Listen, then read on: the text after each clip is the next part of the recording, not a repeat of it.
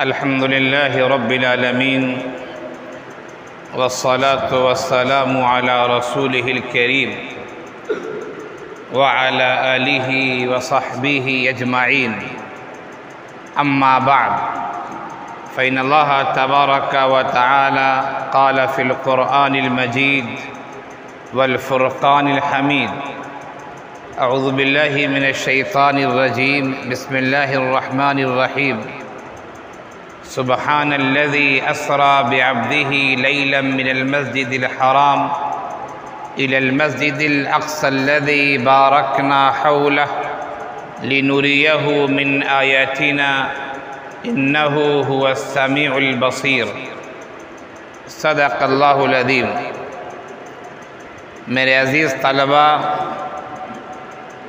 نوجوان دوستوں اور ساتھیوں اور میرے دینی بھائیوں،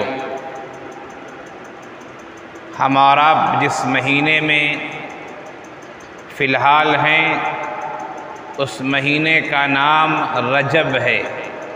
یہ ماہ رجب المرجب ہے. اس کے بعد شعبان کا مہینہ آئے گا. ماہ رجب کو اس لحاظ سے اہمیت حاصل ہے کہ اللہ کے رسول صلی اللہ علیہ وسلم کی زندگی میں جو ایک اہم واقعہ پیش آیا. یوں تو واقعات بہت سارے پیش آئے اور یقیناً بہت سارے واقعات ہیں جو اہمیت کے حامل ہیں. انہی واقعات میں سے ایک اہم واقعہ اسراء اور معراج کا واقعہ بھی ہے. آپ صلی اللہ علیہ وسلم کو معراج ہوئی. آپ مکہ مکرمہ سے شام یعنی بیت المقدس پہنچے اور پھر وہاں سے ساتواں آسمان کے اوپر گئے. آپ نے زیارت کی.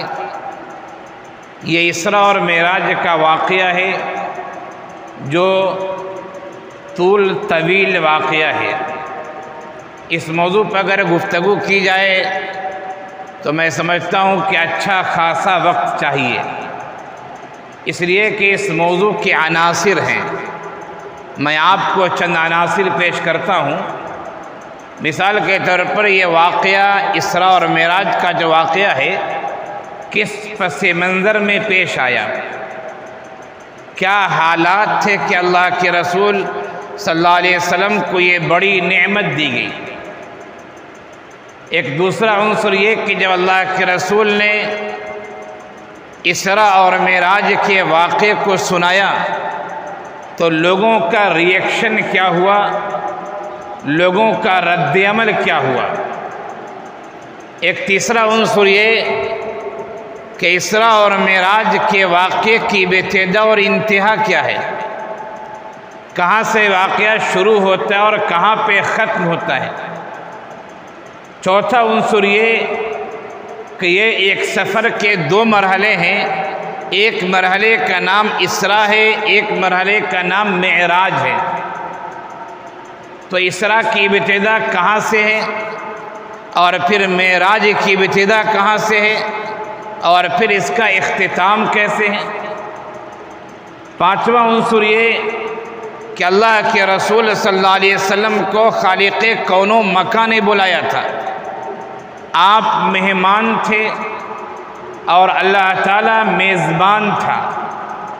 اللہ تعالیٰ نے ضیافت کس انداز میں کی اپنے مہمان کی، اور پھر اسی طرح اپنے مہمان کو ہدایے اور تحائف اللہ نے کیا دیا.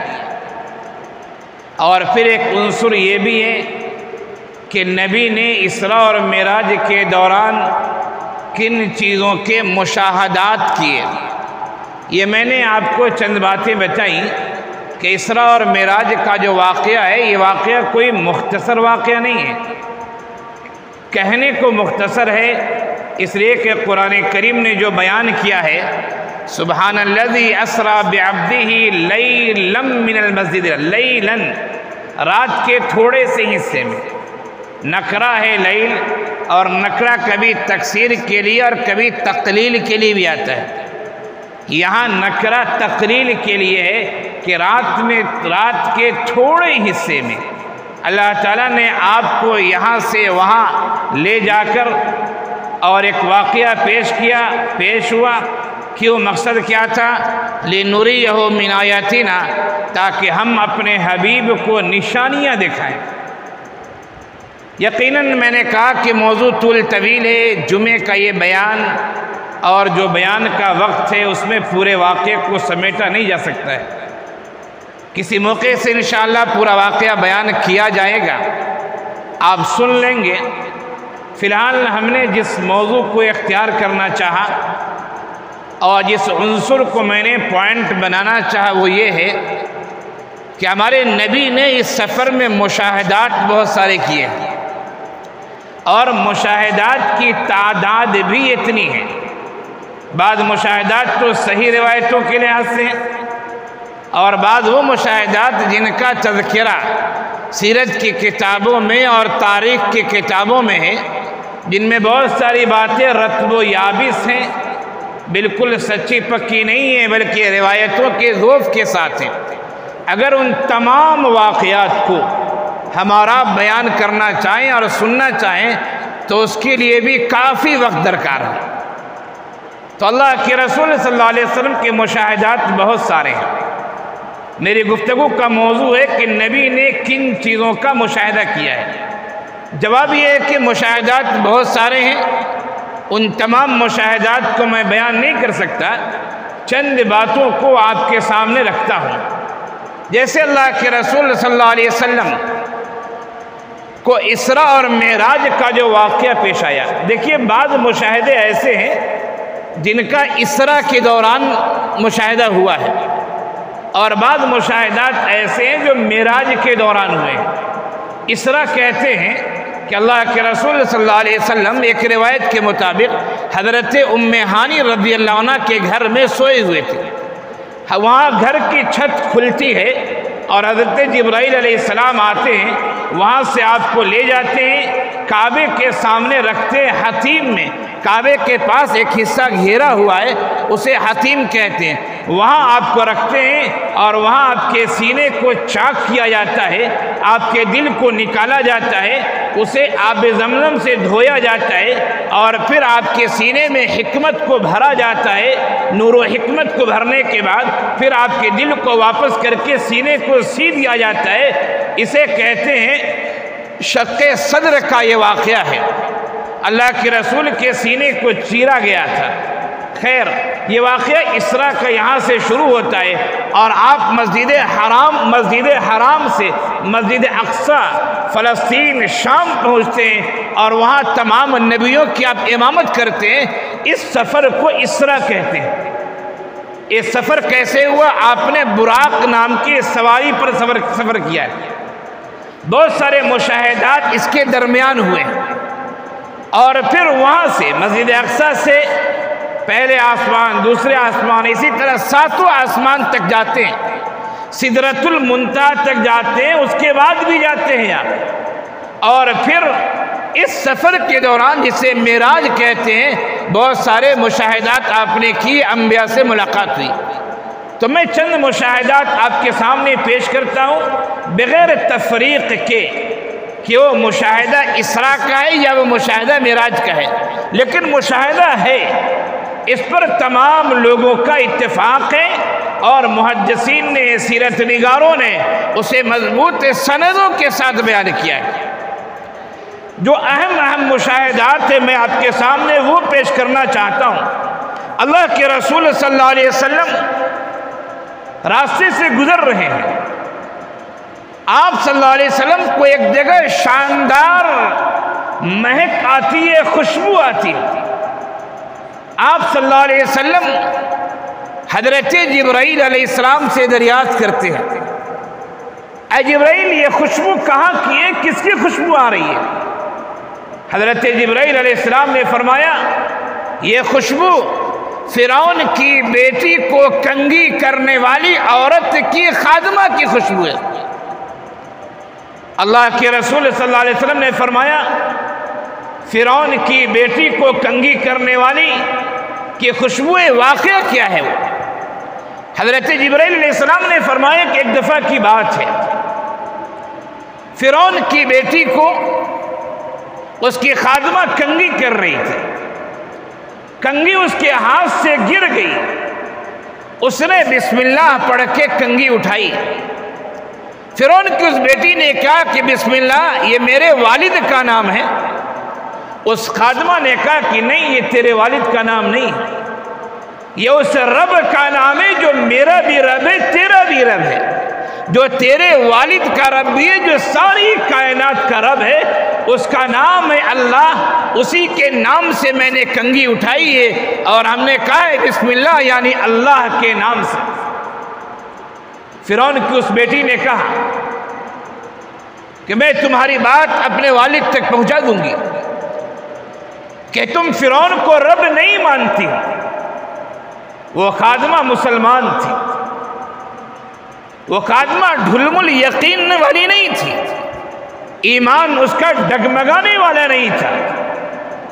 اس نے کہا تمہیں کہنا ہے کہہ دو، میں تو اسی کو رب مانتی ہوں اور مانتی رہوں گی۔ فرعون تک بات پہنچتی ہے، فرعون کہتے ہیں کہ کیا تم میرے علاوہ کسی اور کو رب مانتی ہو؟ اس خادمے نے کہا جو میرا بھی رب ہے، تیرا بھی رب ہے۔ فرعون نے کہا اس سے توبہ کرو، انکار کرو، ورنہ میں تجھے جلا دوں گا، تجھے مار ڈالوں گا۔ اس سچی پکی ایمان والی خادمہ نے کہا مارنا ہے مار ڈالو، لیکن میں اپنے ایمان سے توبہ نہیں کر سکتی، میں اپنے ایمان کا سودا نہیں کر سکتی۔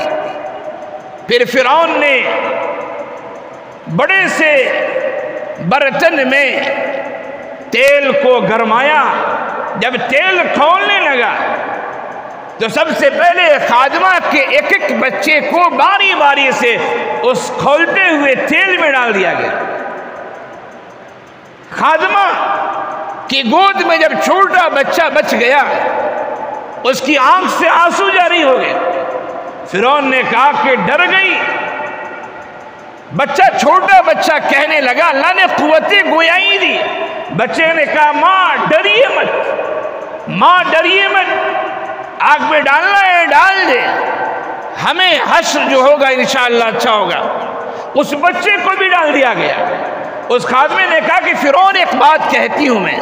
کون سی بات؟ کہا کہ ہم لوگ جب مر جائیں جلا دو تو ہم سب کی ہڈیوں کو ایک ساتھ جمع کر کے کہیں دفن کر دینا۔ فرعون نے کہا مجھے قبول ہے۔ آخر میں اس خادمہ کو بھی جلا دیا گیا، کھولتے ہوئے تیل میں ڈال دیا گیا، اور پھر اس کے بعد ان سب کی ہڈیوں کو ایک جگہ دفن کر دیا۔ حضرت جبرائیل علیہ السلام نے فرمایا کہ یہ جو آپ کو خوشبو آ رہی ہے، یہ خوشبو فرعون کی بیٹی کی خادمہ کی خوشبو ہے، جس کا واقعہ میں نے آپ کو بتایا۔ جب آدمی ایمان والا ہوتا ہے، جب ایک عورت ایمان والی ہوتی ہے، دنیا والے تو ہماری جان لے سکتے ہیں، لیکن اللہ کے نزدیک ہمارا نتیجہ ایسا ہوتا ہے جس نتیجے پر لوگ رش کیا کرتے ہیں، جس نتیجے کی لوگ تمنا کیا کرتے ہیں، اس لیے کہ یہ شہادت کی موت ہے۔ معاملہ تو بہت خطرناک ہے، آزمائش تو بہت سخت ہے، لیکن اللہ تعالیٰ کے پاس جو انعام ملتا ہے، استقامت کا انعام، ایمان کا انعام، ایمان پر جمے رہنے کا انعام، وہ انعام دنیا کی کوئی چیز، بلکہ ساری دنیا اگر ایک طرف رکھ دی جائے اور ایمان ایک طرف رکھ دیا جائے، دنیا کا پلڑا ہلکا ہو جائے گا، ایمان کا پلڑا بھاری ہو جائے گا۔ یہ ایمان اتنی بڑی نعمت ہے، فرعون نے اسے مار دیا، اسے جلا دیا، کھولتے تیل میں ڈال دیا، لیکن اللہ تعالیٰ نے اسے ڈائریکٹ جنت پہ داخل کیا، اور اس کی خوشبو کو ہمارے نبی نے بھی سونگا۔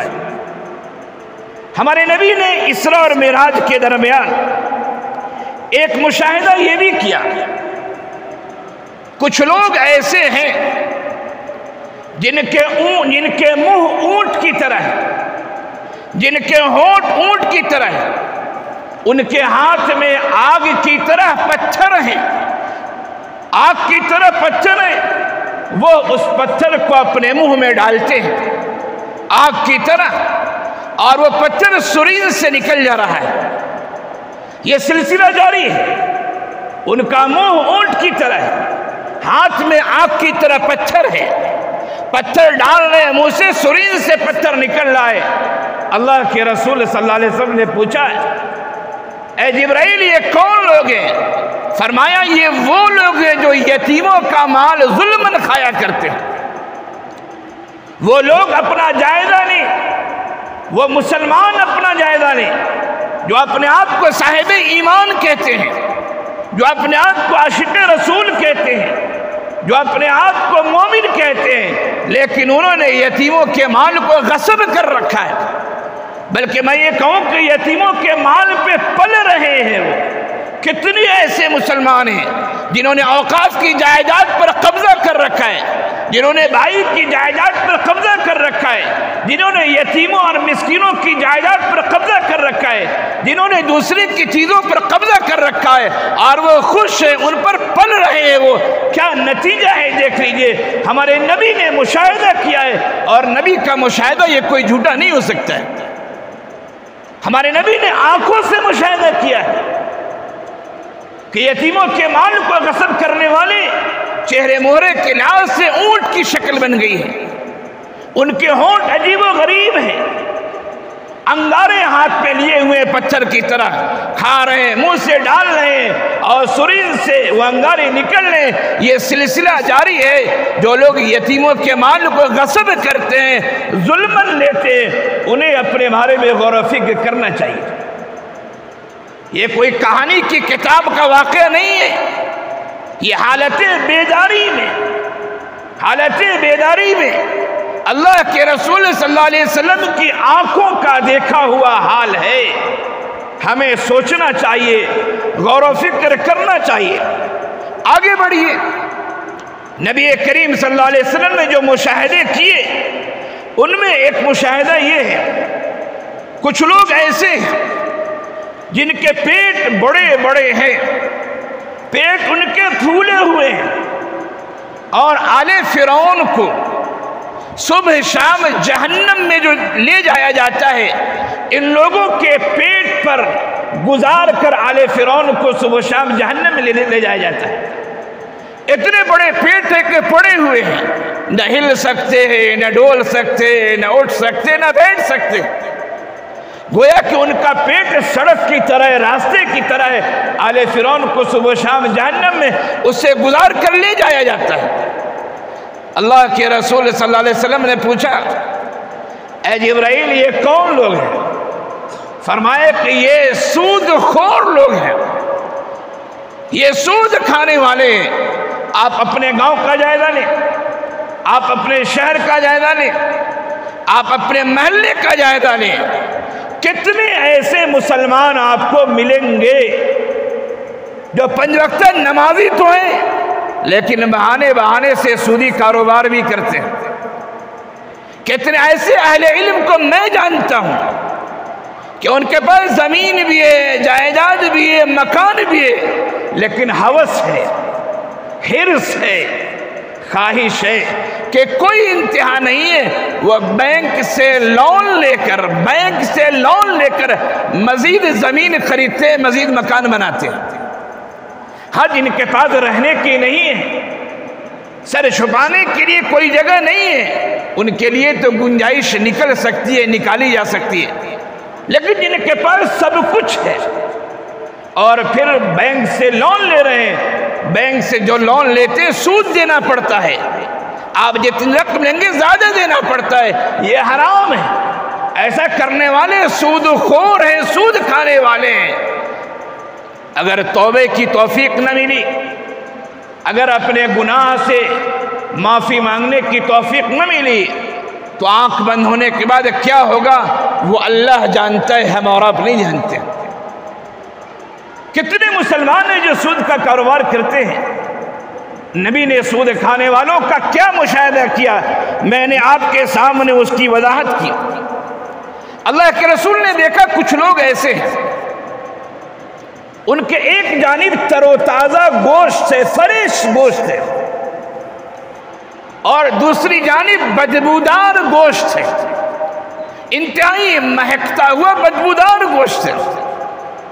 اللہ کے یہ بندے فریش اور تازہ گوشت کو نہیں کھا رہے ہیں، وہ بدبودار گوشت کو کھا رہے ہیں۔ تعجب ہے، اللہ کے رسول صلی اللہ علیہ وسلم نے تعجب کیا اور فرمایا جبرائیل یہ کون لوگ ہیں؟ تازہ گوشت فریش گوشت کو نہ کھا کر یہ سڑے اور بدبودار گوشت کو کھا رہے ہیں۔ فرمایا یہ وہ مرد ہیں، یہ وہ مرد ہیں جو اپنی خواہشات کو اپنی بیویوں کے علاوہ کہیں اور پوری کیا کرتے ہیں۔ جو کام بیوی کے ساتھ کرنا ہے وہ غیر بیوی کے ساتھ مرد کر رہا ہے۔ اس کی مثال ایسی ہے کہ تازہ گوشت کو چھوڑ کر وہ سڑے ہوئے گوشت کو کھائے۔ کون دنیا کا ایسا آدمی ہوگا جس کی عقل اگر ٹھکانے پر ہو، جس کی عقل معاف نہ ہوئی ہو؟ کون ایسا آدمی ہوگا ذرا بتائیے کہ وہ تازہ چیز کو چھوڑ کر خراب سڑی اور بدبودار چیز کھائے؟ کیا حشر ہے! کتنے ایسے لوگ ہیں دوستو، کتنے ایسے لوگ ہیں جو اپنی رات نائٹ کلب میں گزارا کرتے ہیں، جو اپنی رات ناچنے اور گانے والیوں کے درمیان گزارا کرتے ہیں، اور پھر شراب و کباب کی مجلسیں ان کی قائم ہوتی ہے، ان کی بیوی ان کی محترمہ گھر میں ہوتی ہے، ان کی رات کہیں اور گزرتی ہے۔ نبی نے فرمایا ان کا حشر ایسا دیکھا ہے میں نے کہ سڑے ہوئے گوشت کو کھاتے ہوئے دیکھا ہے۔ اور آگے بڑھیے، اللہ کے رسول صلی اللہ علیہ وسلم نے مشاہدہ کیا کچھ عورتیں ایسی ہیں جن کے پستان میں لوہا لگا کر، اور بعض روایتوں سے پتہ چلتا ہے کہ ان کے بدن میں لوہا لگا کر انہیں آسمان و زمین کے درمیان ٹانگ دیا گیا۔ آسمان و زمین کے درمیان عورت کے جسم میں لوہا لگا کر ٹانگ دیا گیا ہے، سیخ لگا کر، اور تڑپ رہی ہے وہ عورت۔ اللہ کے رسول صلی اللہ علیہ وسلم نے پوچھا جبرائیل یہ کون لوگ ہیں؟ فرمائے یہ وہ عورتیں ہیں جن کے رحم میں، جن کے پیٹ میں بچہ کسی اور کا ہوتا ہے، اور وہ کہتی ہیں کہ یہ بچہ میرے شوہر کا ہے۔ کتنے ایسے واقعات پیش آتے ہیں جن کے شوہر روزی روٹی کے لیے، بال بچوں کے لیے گھر سے باہر رہتے ہیں، اور عورتیں اپنے آپ میں خیانت کرتی ہیں۔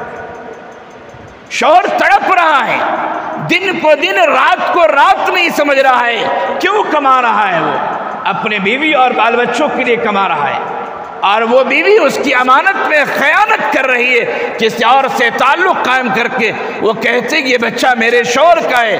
اللہ کے رسول نے فرمایا کہ ایسی عورتوں کو میں نے آسمان و زمین کے درمیان سیخ میں لٹکا ہوا دیکھا ہے، عورتیں تڑپ رہی ہیں۔ اللہ اکبر! آگے بڑھیے، ہمارے نبی نے مشاہدہ کیا کچھ لوگ ایسے ہیں جن کے تانبے کے ناخن ہیں، بڑے بڑے ناخن ہیں، وہ اپنے چہروں کو اپنے ناخن سے نوچ رہے ہیں، کھرچ رہے ہیں، خون نکل رہا ہے، تڑپ رہے ہیں، بے چین ہیں، لیکن وہ اپنے چہروں کو نوچ رہے ہیں۔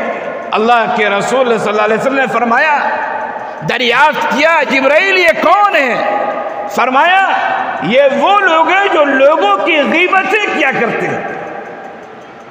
دوستو ذرا ٹھہریے، اپنے گریبان میں جھانکیے، اپنے قلب و جگر سے سوال کیجیے، اپنے شب و روز کا جائزہ لیجیے۔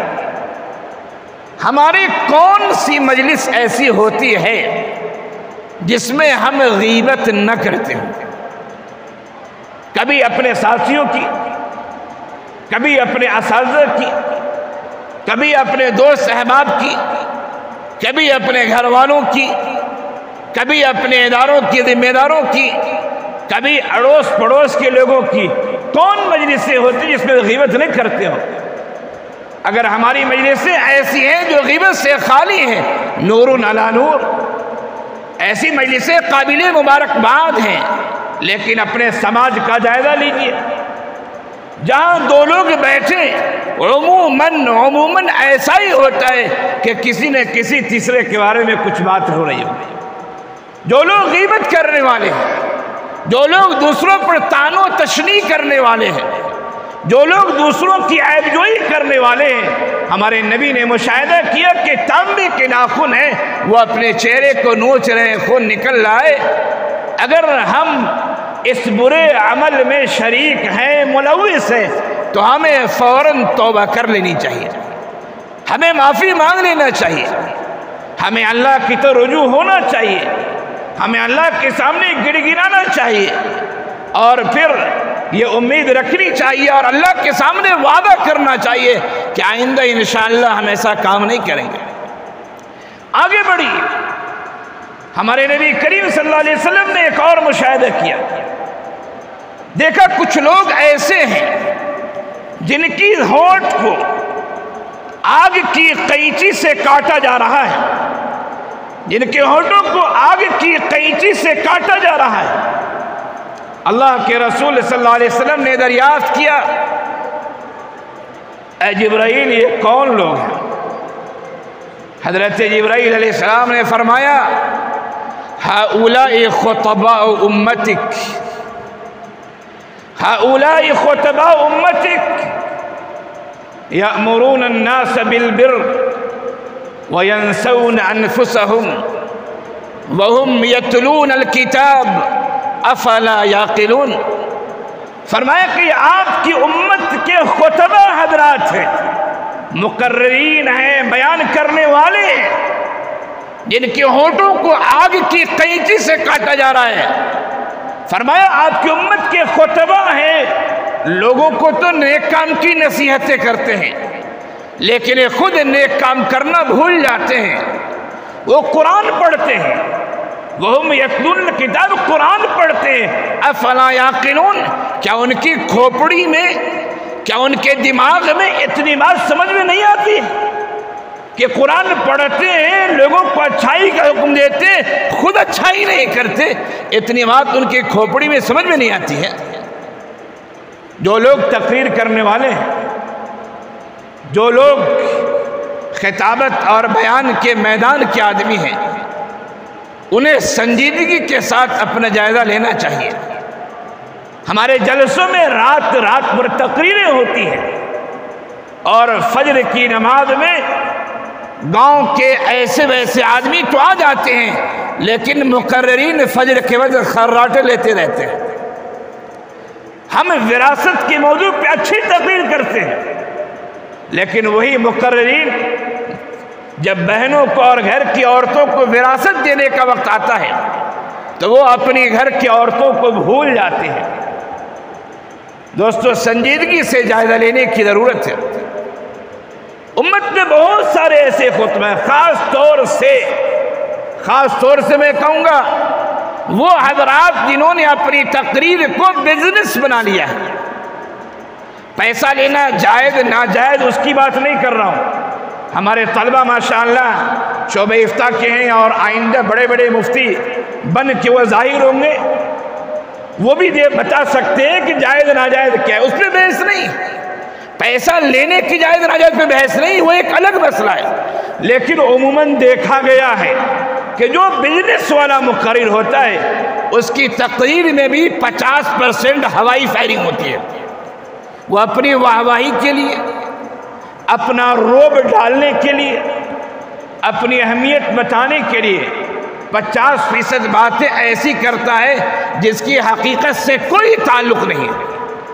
اور میں سمجھتا ہوں 50% میں سے 25% ایسی باتیں ہوتی ہیں جو انتہائی ضعیف یا موضوع یا قصہ کہانی یا من گھڑت باتیں ہوتی ہیں۔